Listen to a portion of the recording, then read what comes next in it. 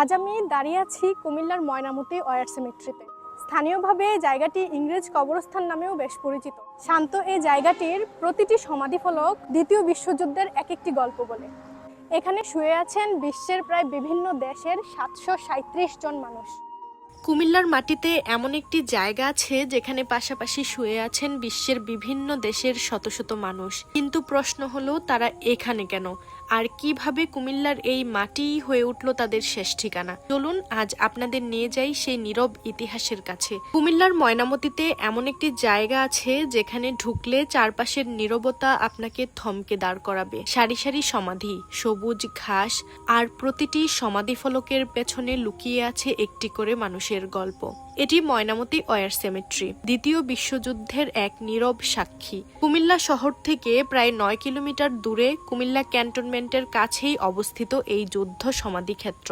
দ্বিতীয় বিশ্বযুদ্ধের সময় বার্মা অর্থাৎ বর্তমান মিয়ানমার অঞ্চলে যুদ্ধে নিহত কমনওয়েলথ বাহিনীর সদস্যদের স্মরণে এই সমাধিক্ষেত্র প্রতিষ্ঠা করা হয়। এখানে রয়েছে প্রায় 737টি সমাধি। যুক্তরাজ্য, ভারতীয় উপমহাদেশ, কানাডা, অস্ট্রেলিয়া, আফ্রিকার বিভিন্ন অঞ্চল সহ বিভিন্ন দেশের মানুষের সমাধি রয়েছে এখানে। এমনকি রয়েছে জাপানি সৈন্যদের সমাধিও। ভাবুন তো, এই মানুষগুলো পৃথিবীর বিভিন্ন প্রান্ত থেকে এসেছিলেন। তাদের শেষ ঠিকানা হয়ে গেছে বাংলাদেশের কুমিল্লার এই মাটি। প্রতিটি সমাধিফলকে লেখা রয়েছে একটি নাম, একটি পরিচয়, একটি তারিখ।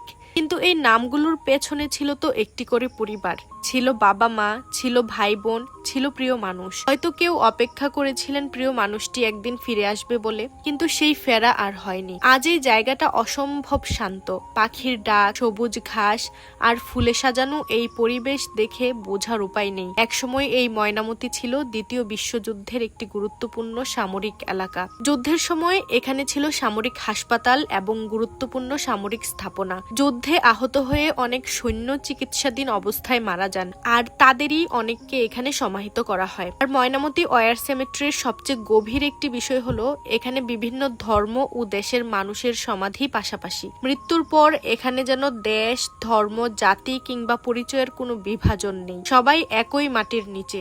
প্রতি বছর নভেম্বর মাসে এখানে যুদ্ধের নিহতদের স্মরণে প্রার্থনা ও স্মরণ অনুষ্ঠান অনুষ্ঠিত হয়। কারণ যুদ্ধ মানে শুধু ইতিহাসের পাতায় বিজয় কিংবা পরাজয়ের হিসাব নয়। যুদ্ধ মানে অসংখ্য মানুষের না ফেরা, অসংখ্য পরিবারের অপেক্ষা, অসংখ্য অসমাপ্ত গল্প।